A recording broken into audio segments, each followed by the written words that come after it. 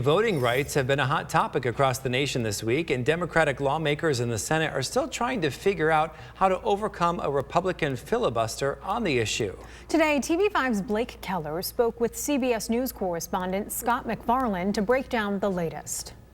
We are going to talk about some time that you spent covering this topic for CBS News, and now the Senate's plans for sweeping new voting right laws have collapsed. So what could be next for election reform in the U.S.? It wasn't a surprise, but it was nevertheless striking that the voting rights laws under consideration here at the Capitol collapsed. First of all, these were laws or proposals that supporters say would have made it easier to vote, would have made it harder to suppress the vote at the ballot box, also would have given the federal government more oversight over some states and how they change voting rights laws in those states. But this is happening not in a vacuum, but at a pivotal moment here in Michigan, where you have a petition drive underway. If it collects 350,000 signatures, the Republican legislature is expected to tighten voter ID requirements throughout Michigan. What Congress was considering and what has failed here this week could have influenced state law, and now it won't. So, Scott, that is a statewide petition effort to stiffen voter ID rules. Can you tell us a little more about that effort? And also, we're seeing some Michigan residents kind of petition against that petition. That's right. We've actually seen residents with our CBS News cameras in Detroit ripping up the petitions in protest. This is an initiative started by Republicans in the state late last year. They are trying to secure enough votes, roughly 4% of the voting eligible population in Michigan, to tighten the voter ID requirements. If the petition hits that threshold, the Republican legislature takes it, can do an end run around Governor Whitmer and pass it into law. Governor Whitmer can't really stop it because of the way that law is configured and the ballot initiative or the petition drive has been initiated. All that being said, there are petitions for pickup. Genesee County, Lapeer County, throughout the state. There are supporters of the petition trying to push them out, but there are, as you say, Blake, opponents trying to push back against it.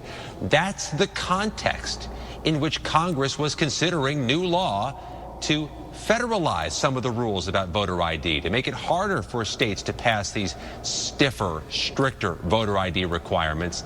Now that the congressional efforts have collapsed, the Michigan initiative takes on new importance. There is not going to be a new federal law anytime soon to oversee or impact what's happening in our state at this moment. Now, Scott, in Washington, there are some new ideas, some with possible momentum, but most without. So what are those, and why are some faring better than others? They are significantly more narrow. The ones that seem to have a passageway to passage are more narrow. The one that's top of mind as this week ends in Washington is something that would impact the Electoral College Count Act. That is an obscure 19th century law that governs how Congress actually counts the electoral vote after the election. That was a pivotal moment in 2020, or actually January 6, 2021, because that's the process the U.S. Capitol attack interrupted. There's a proposal both parties are talking about to change how that operates to make Congress a less likely target for future incursions and to make the electoral count more stable in years ahead. You spent some time talking to our own Michigan lawmakers about the voting rights law. What have they told you? Have you talked to both sides? Yes. In fact, I talked to local Congresswoman Lisa McClain, who represents that Lapeer County area in our region, and she says Michigan could use some tighter voter ID requirements, that she gets stopped on the street, in her words, by people concerned about the possibility, the risk of voter fraud. Michigan's Democrats, as you would imagine, take a different position. We interviewed Secretary of State Jocelyn Benson.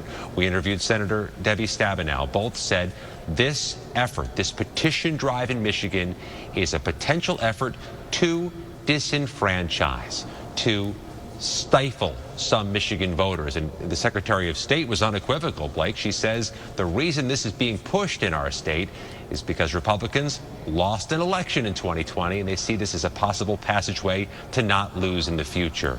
The folks behind the Secure the Vote initiative in Michigan, those pushing this petition, have a much different stance. They say voter fraud, voter irregularities need to be prevented, and this is one mechanism to do it.